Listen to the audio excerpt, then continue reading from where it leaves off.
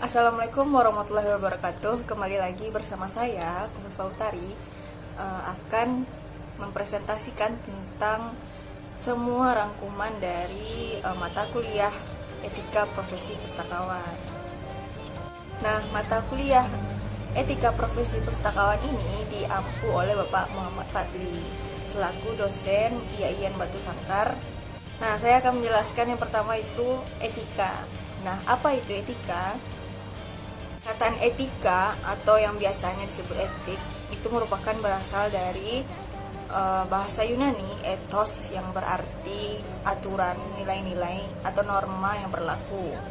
Nah, aturan dan nilai-nilai norma yang berlaku dalam kehidupan manusia ini juga dijelaskan oleh beberapa ahli. Yang pertama, Dr. Andus O.P. Simorangkir mengatakan bahwa etika merupakan pandangan dalam berperilaku baik buruknya seseorang atau sekelompok orang. Kemudian Dr. Andes Burhanuddin Salam mengatakan bahwa etika merupakan cabang ilmu filsafat yang membahas tentang moral dan tingkah laku manusia dalam kehidupannya. Kemudian, apa saja sih tujuan dan fungsi dari etika? Nah, tujuan kode etik profesi yang pertama adalah menjunjung tinggi martabat profesi. Nah, sebagai pustakawan, etika profesi itu digunakan untuk menjunjung tinggi martabat suatu profesi yang mana profesinya merupakan seorang pustakawan agar menjadi lebih baik, agar menjadi seorang pustakawan yang baik.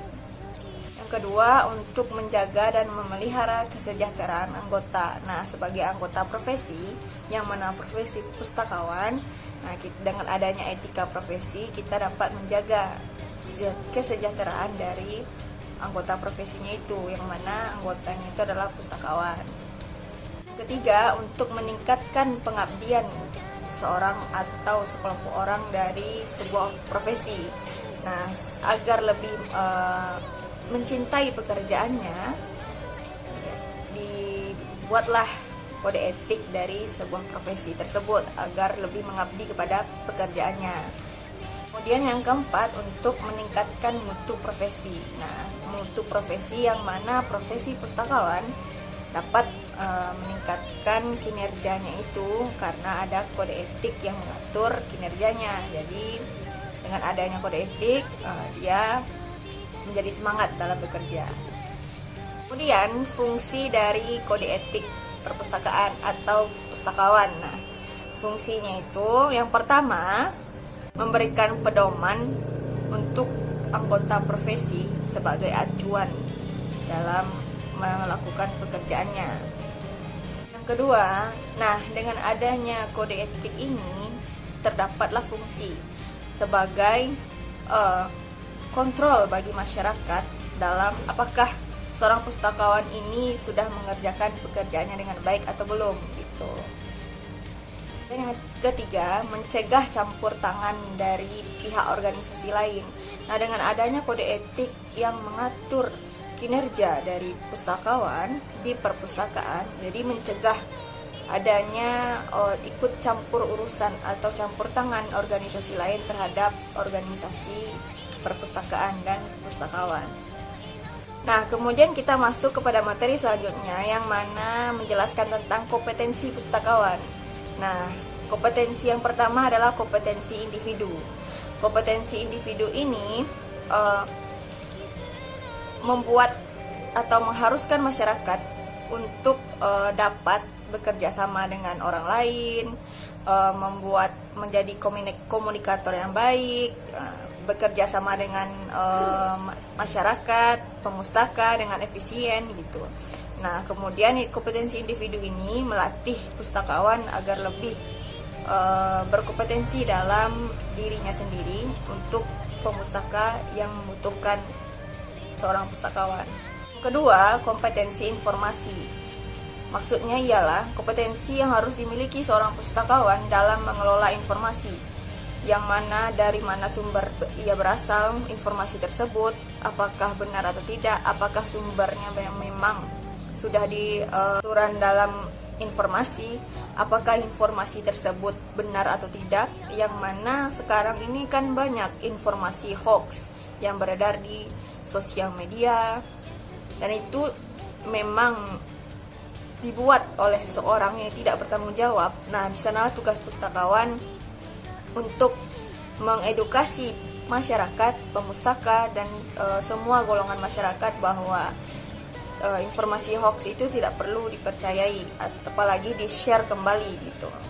Kemudian yang ketiga, kompetensi jaringan. Nah, seorang pustakawan harus bisa mengakses informasi itu baik dari komputer kah, gadget kah. Nah, itu harus dikelola oleh pustakawan dan bisa mengimbangi informasi-informasi yang datang atau informasi-informasi yang ada menjadi informasi yang benar dan jelas sumbernya gitu. Nah, seorang pustakawan memang harus bisa menganalisa informasi yang ada baik dari media sosial, media massa, atau media manapun itu. Kita harus menelaah. Setelah kita membaca, melihat, dan mengamati, kita harus bisa menelaah. Sebagai seorang pustakawan itu, menelaah informasi itu memang sangat dibutuhkan saat ini, karena informasi yang saat ini beredar itu belum tentu apakah benar atau tidak gitu. Jadi seorang pustakawan memang harus cermat dalam memperhatikan informasi-informasi baru yang ada, karena informasi-informasi salah atau informasi-informasi hoax yang sengaja dibuat oleh orang yang tidak bertanggung jawab, dampaknya itu bagi masyarakat sangat besar, dan itu memang buruk bagi kondisi mental masyarakat itu sendiri gitu. Dan materi selanjutnya, hak dan kewajiban pemustaka. Nah, yang pertama itu hak pemustaka. Hak pemustaka yang pertama adalah pemustaka berhak mendapatkan informasi yang valid dan benar dari pustakawan dan dari perpustakaan. Maksudnya ialah sebagai pustakawan kita berkewajiban memberi pemustaka informasi yang valid dan benar. Nah, pemustaka juga berhak mendapatkannya karena informasi itu memang sangat berguna bagi pemustaka itu sendiri gitu. Karena itu informasi itu ketika sudah sampai kepada pemustaka, kemudian pemustaka ini berbicara kepada teman-temannya, nah itu memang sudah terjalin banyak komunikasi terhadap informasi yang ia dapatkan dari pustakawan. Nah, sebagai pustakawan memang berkewajiban memberikan informasi yang valid, benar, dan dengan sumber yang jelas kepada pemustaka. Nah, pemustaka juga berhak. Hak yang kedua itu, pemustaka juga berhak mendapatkan privasi informasi tentang apakah dia membaca buku apa atau dia menanyakan informasi apa. Itu merupakan privasi dari pemustaka, dan sebagai pustakawan kita harus menyimpan privasi itu dengan sangat baik agar pemustaka menjadi nyaman dengan kita. Hak yang ketiga, mendapatkan pelayanan dan layanan yang baik di perpustakaan, baik dari layanan sirkulasi kah, layanan ruang baca kah, layanan referensi, literatur, dan layanan-layanan lainnya. Seorang pemustaka itu berhak mendapatkan layanan yang baik dan pelayanan yang juga baik, agar pemustaka itu merasa senang, agar rasa kepemilikan perpustakaan itu membuat pemustaka menjadi senang dalam mencari informasi di perpustakaan. Kemudian kewajiban pemustaka. Nah, selain mendapatkan hak, pemustaka juga berkewajiban. Yang pertama, menjaga atau mentaati peraturan yang ada di perpustakaan, baik itu mematikan handphone atau mematikan nada dering, atau tidak membawa tas ke ruang baca, kemudian tidak berisik di saat membaca atau di saat di gedung perpustakaan gitu kan, menjaga norma-norma yang berlaku gitu. Kemudian pemustaka juga berkewajiban menjaga hak cipta terhadap koleksi-koleksi yang ada gitu. Jika tidak boleh difotokopi kah atau memperbanyak secara ilegal, nah sebagai pemustaka kita juga harus menjaga peraturan itu gitu. Kemudian materi selanjutnya ialah keterbukaan informasi. dalam Undang-Undang Nomor 14 Tahun 2008 tentang Keterbukaan Informasi Publik yang disahkan oleh DPR pada rapat paripurna April 2008 mengatakan bahwa melalui keterbukaan informasi itu masyarakat berharap dengan adanya undang-undang tersebut memang dapat mengakses informasi itu sebebas atau seluas-luasnya. Nah, baik itu informasi publik yang memang patut atau layak diketahui oleh masyarakat. Kemudian dapat diimplementasikan dalam perpustakaan yang mana pertama, mengetahui kapan, di mana, bagaimana, apa, dan bagaimana informasi itu dibutuhkan. Nah, dengan adanya informasi dapat memberikan masyarakat pengetahuan tambahan atau pengetahuan yang belum diketahui oleh masyarakat. Entah suatu peristiwa yang terjadi atau suatu kejadian. Dan mengidentifikasi informasi sesuai dengan kebutuhan. Nah, dengan jika kita membutuhkan informasi tentang apakah itu tugas kuliah kita atau apa, kita berhak mencarinya gitu, karena kita membutuhkan informasi tersebut. Dan mengakses sumber informasi secara efektif dan efisien, yang mana sumber informasi yang kita cari tentu saja harus dan memang sudah diteliti oleh orang atau medianya sudah terdaftar dalam media yang memang kompatibel untuk dijadikan landasan informasi kita gitu, atau landasan pengetahuan kita. Kemudian setelah kita mencari sumber atau mencari informasi tersebut, kita mengevaluasi informasi tersebut secara kritis, berpikir gitu, berpikir secara logika, berpikir dengan aspek-aspek yang ada di atau norma-norma yang berlaku di Indonesia, sehingga kita dapat menyaring informasi tersebut sebelum kita sharing. Nah, kemudian menggunakan informasi secara legal, etis, dan cerdas. Nah, sebagai pustakawan, pemustaka dan masyarakat yang seluruh masyarakat Indonesia menggunakan informasi secara cerdas, legal, dan etis gitu. Ketika sharing itu tidak menimbulkan kericuhan atau menimbulkan head speech atau head comment atau share-share yang tidak sepatutnya ditulis. Itu gunanya berpikir etis dan secara cerdas. Nah, sebagai masyarakat yang berwibawa dalam mengelola informasi, kita sebagai pustakawan, pemustaka masyarakat mengelola informasi, ketika mendapatkan informasi, kita pikirkan dulu, kita baca dulu sampai habis. Jangan hanya membaca judulnya saja atau hanya membaca, karena judul itu terkadang clickbait atau cuma pemancing untuk menarik saja gitu. Baca sampai habis, dan itu kadang isi dengan judulnya itu kadang berbeda meskipun beda tipis, dan itu memang menimbulkan kontroversi bagi masyarakat yang sudah men-share tanpa membaca.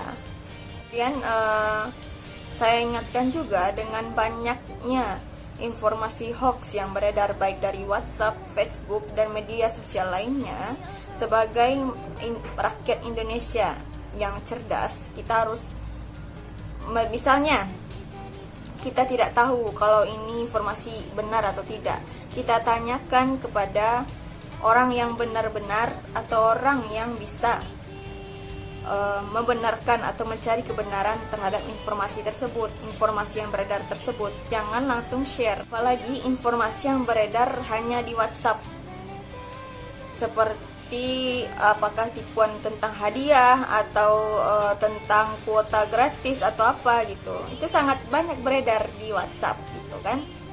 Nah, sebelum itu memang sangat berbahaya, karena besar kemungkinan link-link yang tersebar tersebut merupakan phishing. Jadi data-data yang telah kita masukkan karena memasukkan nomor HP kah atau nomor-nomor yang lain, membuat keberadaan kita atau apapun yang kita lakukan bisa saja disadap oleh pembuat hoax tersebut gitu. Jadi itu sangat berbahaya bagi kita semua gitu kan.